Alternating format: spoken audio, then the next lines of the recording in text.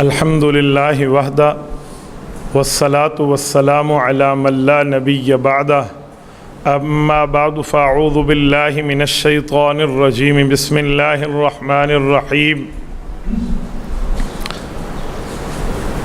اولئک هم الراشدون اللہم صل علی محمد وعلی آل محمد كما صليت على إبراهيم وعلى آل إبراهيم إنك حميد مجيد اللهم بارك على محمد وعلى آل محمد كما باركت على إبراهيم وعلى آل إبراهيم إنك حميد مجيد معزز دوستو، آج 2 ستمبر 2022 بروز جمعۃ المبارک ہے،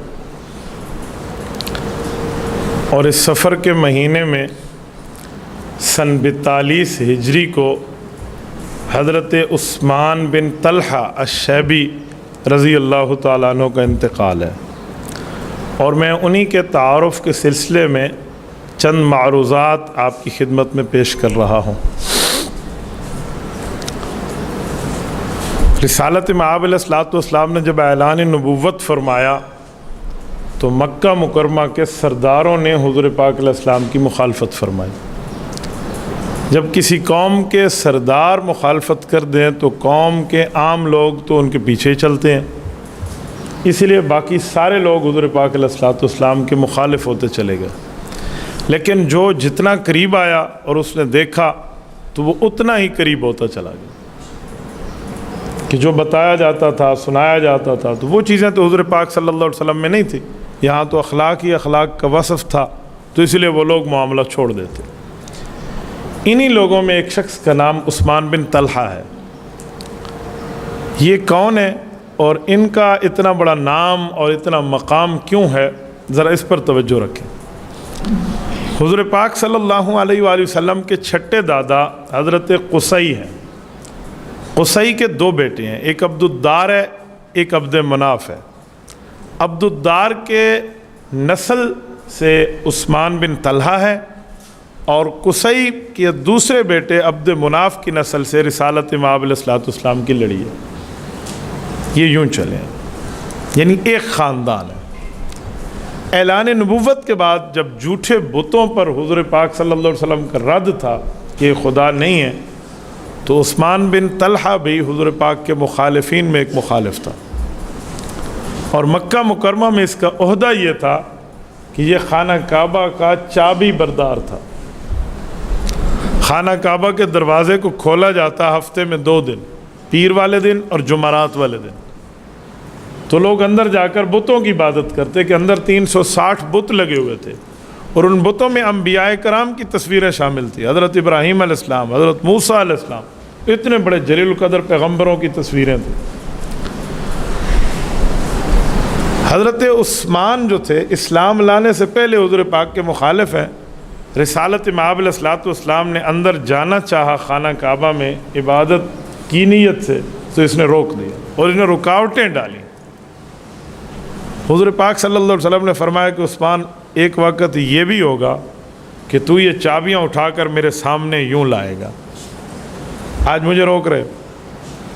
میں نے کہا یہ وقت نہیں آئے گا، اگر یہ وقت آیا نا تو ہماری قوم کی بربادی کا دن ہوگا، قریش ذلیل ہو جائیں گے اس دن۔ حضور پاک علیہ السلام نے فرمایا نہیں، قریش کو اللہ اس دن عزت دے گا اور یہ وقت آئے گا۔ عثمان کہتے ہیں ٹھیک ہے، میری مذہبی مخالفت تھی حضور پاک سے، لیکن میں ان کے عادات شریفانہ اور اخلاق کریمانہ سے واقف تھا کہ جو بات کرتے ہیں جھوٹی نہیں کرتے۔ مذہبی مخالفت تھی ہمارے سرداروں کی، باقیوں کی تو ہماری بھی مخالفت تھی، لیکن اس مسئلے پر میں دلی طور پہ پریشان ہو گیا کہ اس طرح اتنے فل کانفیڈنس میں اور اتنے اعتماد میں یوں جملہ کہنا، یہ وقت ہمارے اوپر آ نہ جائے۔ کہتے ہیں بس یہ میں ہر وقت سوچتا رہا اور اپنے دل و دماغ میں یہ رکھے رہا۔ ایک وقت آیا جب حضور پاک صلی اللہ علیہ وآلہ وسلم کے پاس مکہ مکرمہ کے 3 صحابی بن کر لوگ گئے ہیں جو اسلام سے پہلے اسلام کے مخالف ہیں۔ الاصابہ میں حافظ ابن حجر عسقلانی رحمۃ اللہ علیہ اس واقعے کو لکھتے ہیں، ان میں ایک حضرت خالد بن ولید ہے، ایک حضرت عمرو ابن عاص ہے اور ایک یہ عثمان بن طلحہ ہے. یہ تینوں مکہ مکرمہ سے مدینہ طیبہ گئے, چھوڑ دی خانہ کعبہ کی چابی اٹھانا, اپنے گھر میں جمع کرا دی کیونکہ فیملی نے اٹھانی تھی. یہ مدینہ طیبہ چلے گئے, ایمان لائے اور وہیں رہے.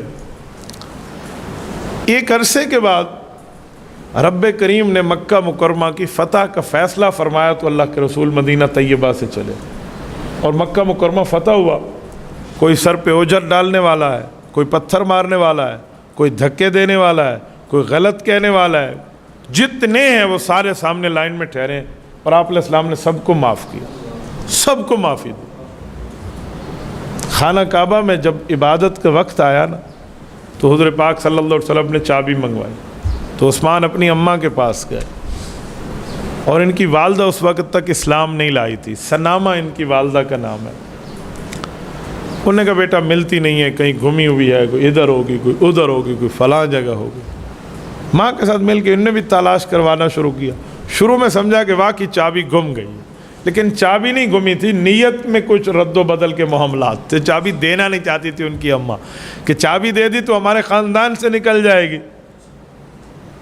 تو جب دیکھا نا کہ اماں کچھ گڑبڑ کر رہی ہے تو انہوں نے کہا اماں جان, حکم میرے پاک پیغمبر کا ہے, آپ لوگوں کی محبتیں اور احترام اور تعلق اپنی جگہ, سب سے پہلے میری محبت اپنے نبی سے. آپ چابی دیتی ہو یا میں اپنی تلوار سے چابی تلاش کروں؟ یہ اپنی اماں کے ساتھ ایک بات کی. تو چابی مل گئی, ملنی تھی. وہ چابی حضرت عثمان بن طلحہ لے کر آئے اور حضور پاک صلی اللہ علیہ وسلم کو یوں پیش کی جیسے آپ علیہ الصلوۃ والسلام نے پیشن گوئی فرمائی تھی. اور اسی طرح جب آپ علیہ السلام ان سے چابی لینے لگے تو حضور پاک صلی اللہ علیہ وسلم کلی اختیار رکھتے ہیں اس مسئلے میں, جس کو چابی دیں, جس کے پاس رکھیں. اب تو آپ علیہ السلام فاتح بھی ہیں اور امام الانبیاء تو ہیں ہی. اور مزے کی بات, اگر عبدالدار کے خاندان کی وجہ سے عثمان بن طلحہ کو چابی ملی ہے تو وہی عثمان بن طلحہ کے جو پردادا اور جد امجد عبدالدار ہیں, اسی کے بھائی عبد مناف ہے, اور وہ بھی قصی کی اولاد ہے, اور آپ علیہ السلام بھی انہی کی اولاد ہے. تو چابی رکھنے میں حرج نہیں تھا.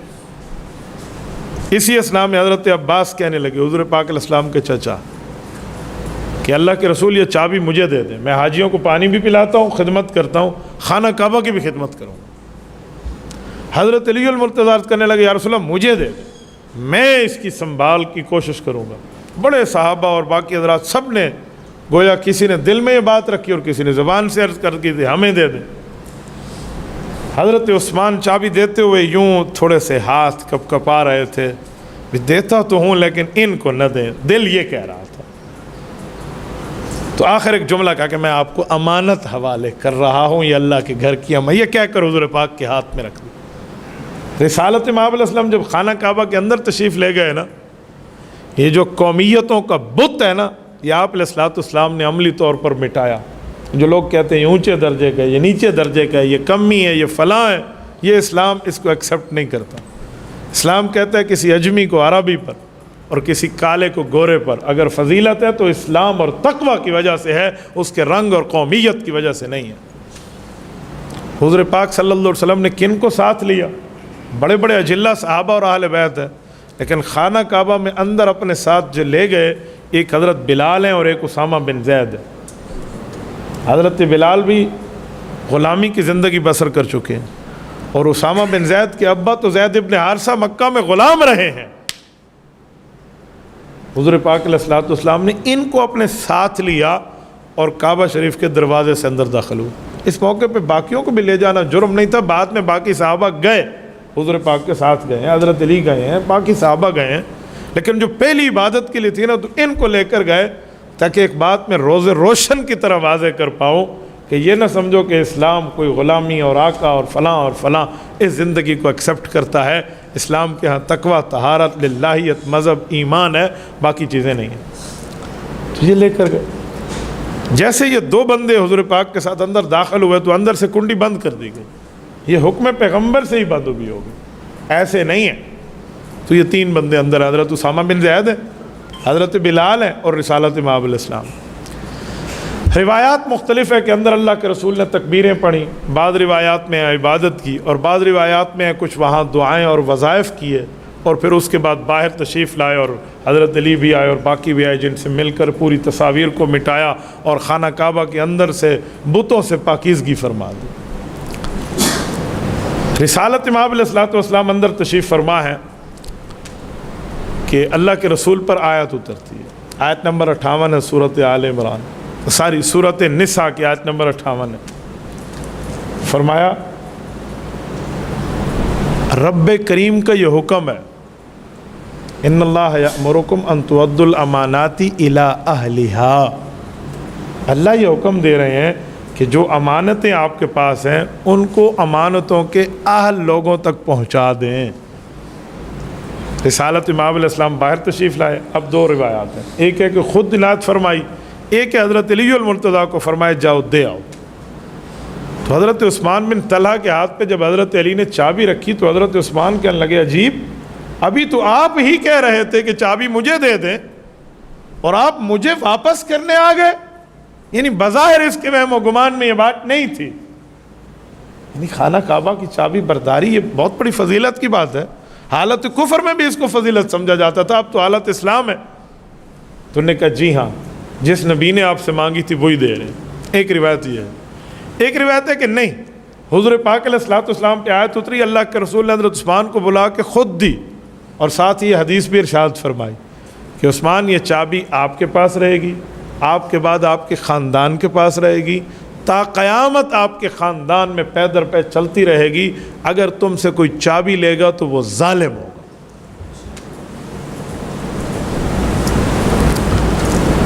یہ ہے خانہ کعبہ کی چابی برداری کی فضیلت حضرت عثمان بن طلحہ کی۔ خاندان مسلمان ہوا ہے مکمل، کیا والدہ اور کیا باقی لوگ، یہ وہ بندے۔ ان کے ایک چاچو ہیں، چاچو کا نام بھی عثمان آتا ہے، بعض روایات میں شیبہ آتا ہے۔ یہ کچھ ٹائم بعد، کوئی 10-15 دن کے وقفے کے بعد مسلمان ہوئے۔ ان کا ارادہ یہ تھا کہ یہ میں رسول اللہ صلی اللہ علیہ وسلم کا مقابلہ کروں اور نعوذ باللہ ان کی زندگی کو ختم کر دوں۔ کہتے ہیں جنگ حنین میں آپ علیہ السلام تشریف لے گئے تو یہ بھی ساتھ ہے، تو رسالت امام علیہ السلام پہ اللہ تعالیٰ نے بات کھولی، تو حضور پاک صلی اللہ علیہ وسلم نے ان کو بلایا اور ان کے سینے پہ ہاتھ مارا، کہا بھی اللہ کی طرف سے تمہیں ڈرنے کا وقت نہیں آیا؟ کتنے ہاتھ لگو تو میرے دل سے بغض پیغمبر نکل گیا، اور حضور پاک علیہ السلام کی محبت سما گئی۔ انہوں نے اس وقت وہاں پر کلمہ پڑھ لیا تھا۔ یہ چابی آج تک اسی خاندان کے پاس ہے۔ اب بھی ڈاکٹر صالح شیبی دامت برکاتہم جو ہیں، یہ چابی انہی کے پاس ہے۔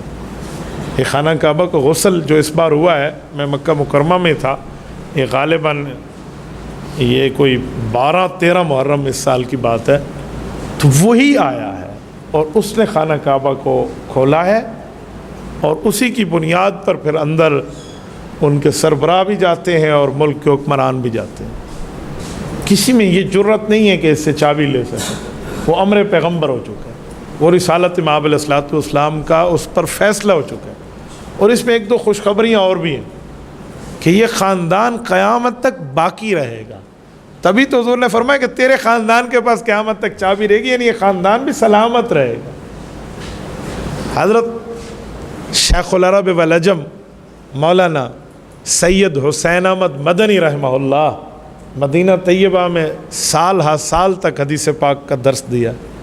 مکہ مکرمہ تشریف لائے نا، تو یہ شیبی خاندان کے اس بزرگ کو ملے جن کے پاس چابی محفوظ ہے، اور اسے آ کر کہا کہ میں بھی سید ہوں، رسالت امام علیہ الصلوۃ والسلام کے خاندان مطہرہ سے ہوں، میں آپ سے ایک تو بات کرنے آیا ہوں، اگر آپ میری امانتیں سما سکیں۔ کہا کیا؟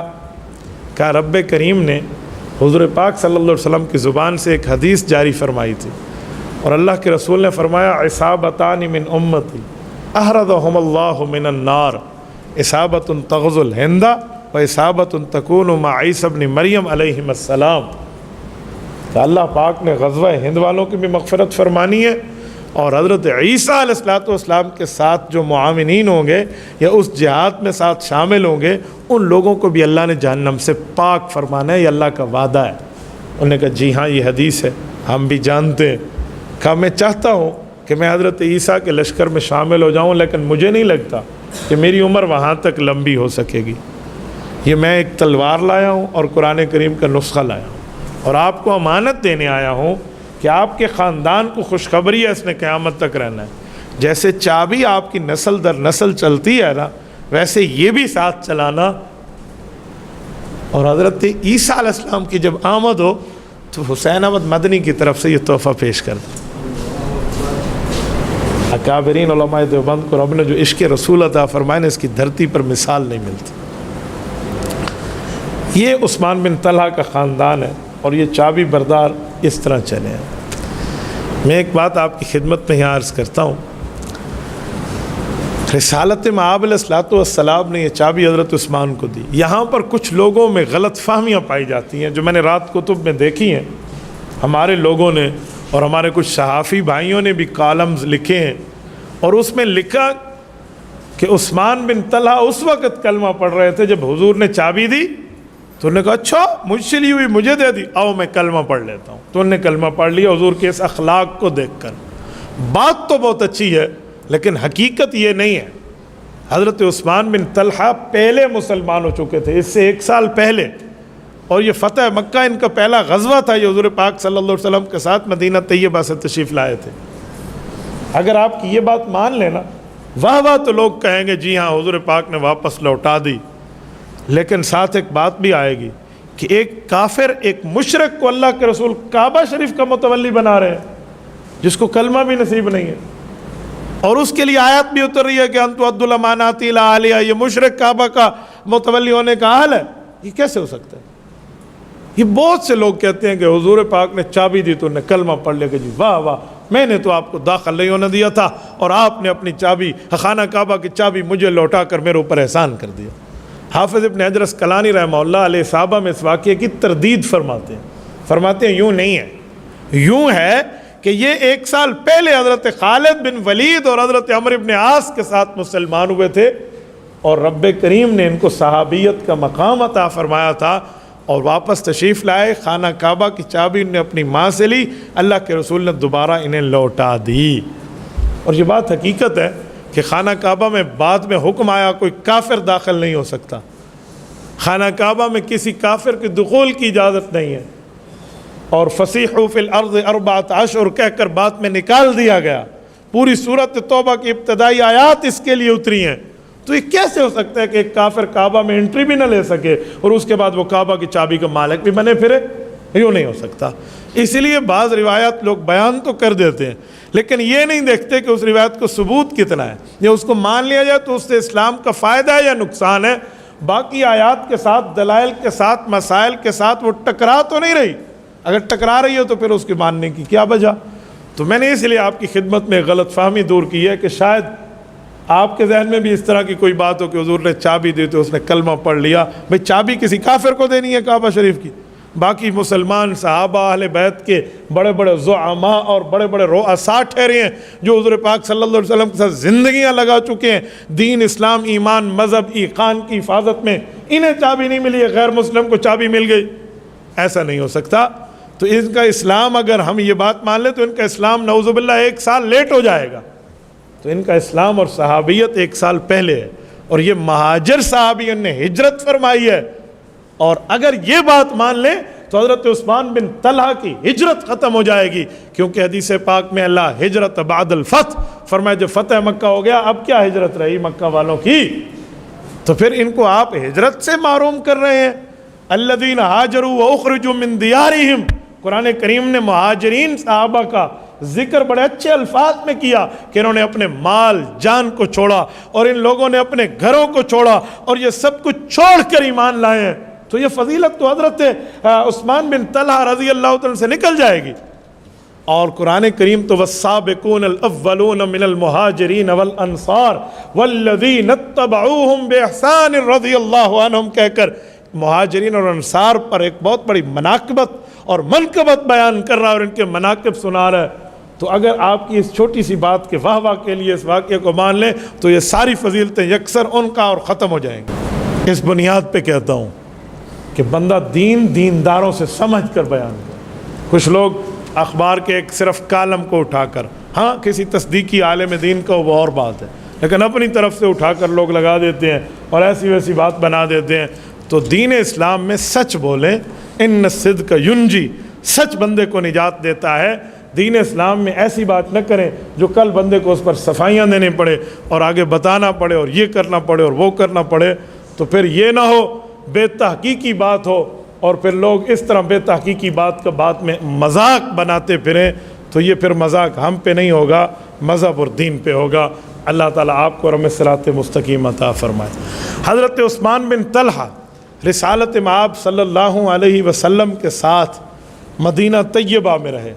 جب اللہ کے رسول دنیا سے تشریف لے گئے تو پھر جانشین پیغمبر افضل البشر بعد الانبیاء حضرت ابوبکر صدیق رضی اللہ تعالیٰ عنہ ان سے اجازت لی اور مکہ مکرمہ واپس تشریف لائے اور کعبہ شریف کی متولی شپ اپنے پاس رکھی، اور 42 ہجری تک 42 رسالت مآب علیہ الصلوۃ والسلام کی وفات کو کتنے سال گزر گئے؟ سن 10 ہجری کے بعد اللہ کے رسول کا انتقال ہے، یعنی آپ علیہ الصلوۃ والسلام کی وفات حضرت حیات کے تقریباً 32 سال بعد تک یہ زندہ رہے اور خانہ کعبہ کی چابی اپنے پاس ہی رکھی، اور خانہ کعبہ کھول کر دیتے ہر پیر کو بھی اور جمعرات کو بھی، اور لوگوں کو کہتے لوگوں میں نے کیا سوچا تھا اور میرے پاک پیغمبر نے میرے اوپر کیا احسان کیا۔ یہ سن 42 ہجری میں ان کا انتقال ہے، اور سفر کا مہینہ ہے جس مہینے میں آج آپ اور ہم بیٹھے ہیں۔ میں نے اسی مہینے کی مناسبت سے حضرت عثمان بن طلحہ العبدری الشیبی رضی اللہ تعالیٰ عنہ کے متعلق چند معروضات اسی لیے پیش کی ہیں کہ ان کا وفات کا معاملہ بھی اسی مہینے میں ہے، اور ویسے بھی ہمیں صحابہ اور اہل بیت کی منقبت سننی بھی چاہیے، سمجھنی بھی چاہیے، اور اس کو یاد کر کے اپنی اولاد تک پہنچانی بھی چاہیے، تاکہ جو علم سینہ بسینہ آگے جاتا ہے وہ پڑھنے اور لکھنے سے شاید وہ باتیں یاد نہیں رہتی جو والد اور والدہ کی گود میں اولاد سیکھتی ہے۔ اسی لیے ہمیں اس پر ایک بہت بڑی ذمہ داری دینی چاہیے اپنی اولاد کے معاملے میں کہ ہم وقت نکالیں اور اپنی اولاد کو اور اپنے گھر میں بیٹھ کر کم از کم یہ باتیں بتائیں۔ ایران توران کے قصے سنانے پہ ہم بیٹھے ہیں، سیاست گرم ہے یا نرم ہے یہ سنانے پہ ہم بیٹھے ہیں، اور یہ ہو گیا اور وہ ہو گیا یہ بتانے پہ بیٹھے ہیں۔ اپنے اسلام کے ہیروز کا تعارف کرائیں، اپنے اسلام کے مشہور شخصیات کا تعارف کرائیں، اور رسالت مآب علیہ الصلوۃ والسلام کی جماعت کا تعارف کرائیں، تاکہ ہماری نسلیں یہ سینہ بسفینہ لے کر آگے چلیں۔ آپ اور ہم ذرا غور کریں نا کہ ہمیں جو ابا اور اماں نے بچپن میں باتیں سنائی تھی وہ کسی پڑھی ہوئی کتاب سے زیادہ ہمیں ازبر ہے، اور ہمیں یاد ہے۔ تو ہمیں بھی حق بنتا ہے کہ ہم اپنی اولادوں کی اس طرح تربیت کریں، انہیں سمجھائیں، انہیں واقعات سنائیں، تو بہت اچھا ہوگا۔ کریں گے نا انشاءاللہ سارے ساتھی۔ جزاکم اللہ تعالی۔ اقول قولی ھذا واستغفر اللہ وآخر دعوانا ان الحمد للہ رب العالمین۔